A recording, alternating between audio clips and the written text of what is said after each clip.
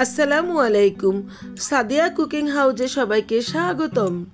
আজকে আমি আপনাদের সাথে সুজি এবং কর্নফ্লাওয়ার দিয়ে লেয়ার হালুয়ার একটি রেসিপি শেয়ার করছি। এই রেসিপিটা তৈরি করা খুবই সহজ এবং অনেক মজাদার। খুব অল্প সময়ের ভিতরেই আপনি তৈরি করে নিতে পারেন এরকম সুস্বাদু একটি হালুয়া। হালুয়াটা তৈরি করার জন্য প্রথমে চুলায় একটা প্যান বসালাম। প্যানটা গরম হয়ে আসলে এখানে 1.5 টেবিল চামচ পরিমাণ ঘি দিয়ে দিলাম। ঘিটা গলে গেলে এখানে দিয়ে দিলাম একটি তেজপাতা, 2টা এলাচ, 2টা দারুচিনি। এগুলোকে ঘিয়ের সাথে কয়েক সেকেন্ড একটু ভেজে নিচ্ছি। এরপর এখানে দিয়ে দিচ্ছি 1 কাপ পরিমাণ সুজি। সুজিটাকে এখন এই ঘিয়ের সাথে একটু ভেজে নিতে হবে। সুজিটাকে খুব সুন্দরভাবে এই ঘিয়ের সাথে ভাজা ভাজা করে নিতে হবে। সুজিটা ভাজা হয়ে গেলে এখানে দিয়ে দিলাম 1 কাপ পরিমাণ চিনি। এই চিনিটাকে এবার সুজির সাথে খুব ভালোভাবে নেড়েচেড়ে মিশিয়ে দিচ্ছি। চিনিটা দেওয়ার পর এখানে 1.5 কাপ পরিমাণ দুধ দিয়ে দিলাম। দুধটা দেওয়ার পর সুজিগুলোকে বেশ ভালোভাবে নেড়েচেড়ে নিতে হবে, নয়তো দলা পাকিয়ে যাবে। এবার সুজিটাকে একটু কালারফুল করব।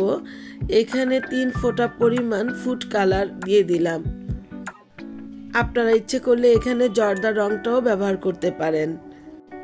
এবার এই সুজির মধ্যে যে তেজপাতা, এলাচ, দারুচিনি দিয়ে দিয়েছিলাম সেগুলো তুলে নিচ্ছি।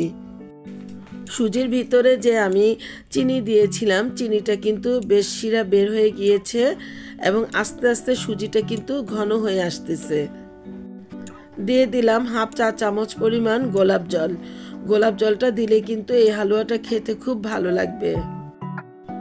এখন সুজিটাকে বেশ নাড়াচাড়ার মধ্যে রাখতে হবে। যখন সুজির ভিতরে দুধ আর চিনিটা শুকিয়ে এরকম হয়ে যাবে, তখন এই অবস্থায় দিয়ে দিব আরও 1 চা চামচ পরিমাণ ঘি। ঘিটা দেওয়ার পর এগুলোকে খুব সুন্দরভাবে নেড়েচেড়ে নিচ্ছি।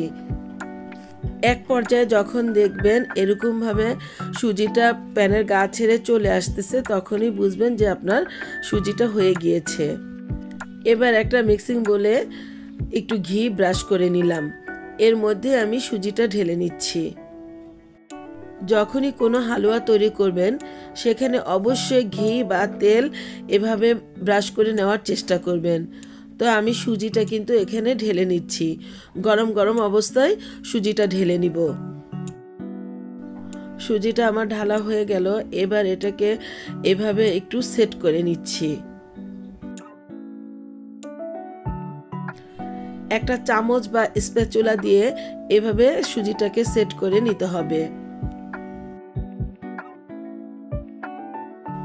প্রথম লেয়ারের জন্য সুজিটাকে এইভাবে সেট করে নিলাম।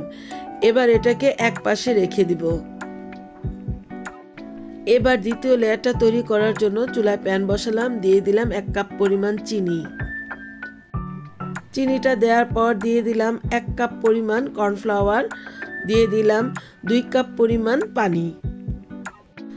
আমি কিন্তু চুলাটা জ্বালাইনি, চুলাটা না জ্বালিয়ে এই কাজটা করে নিচ্ছি। এবার এগুলোকে খুব ভালোভাবে নেড়েচেড়ে একসাথে মিশিয়ে নিচ্ছি। আপনারা এই কাজটি একটা মিক্সিং বোলেও করে নিতে পারেন, তারপর প্যানের মধ্যে দিয়ে রান্নার কাজটি সারতে পারেন।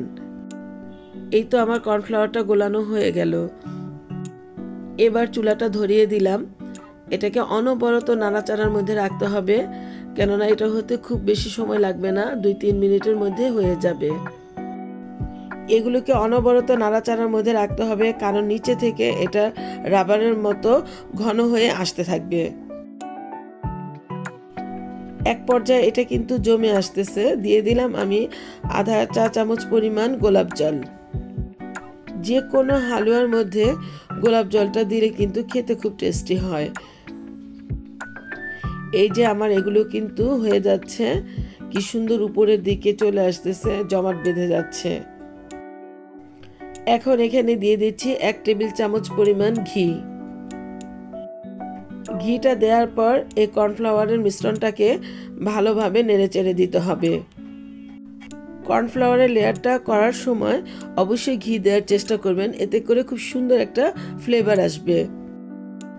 ঘিটা দেওয়ার পর নাড়াচাড়া করতে করতে যখন দেখবেন যে এগুলো প্যানের গা ছেড়ে উঠে আসতেছে, তখনই আপনি বুঝতে পারবেন যে আপনার হালুয়াটা কিন্তু তৈরি হয়ে গেল। এবার এটাকে চুলা থেকে নামিয়ে নিচ্ছি। এবার এই কর্নফ্লাওয়ারের মিশ্রণটাকে ওই যে সুজির লেয়ারটা করেছিলাম তার উপরে খুব সুন্দরভাবে মিশিয়ে দিতে হবে, মানে আরেকটা লেয়ার তৈরি করে নিতে হবে। এই যে এভাবে দিয়ে দিতে হবে।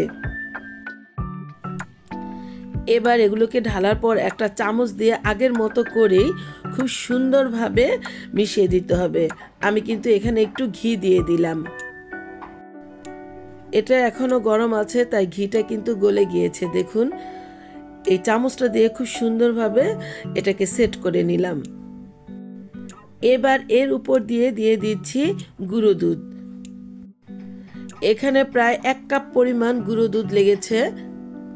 গুঁড়ো দুধটা দিয়ে কর্নফ্লাওয়ারের উপরের ভাগটাকে সম্পূর্ণভাবে ঢেকে দিতে হবে।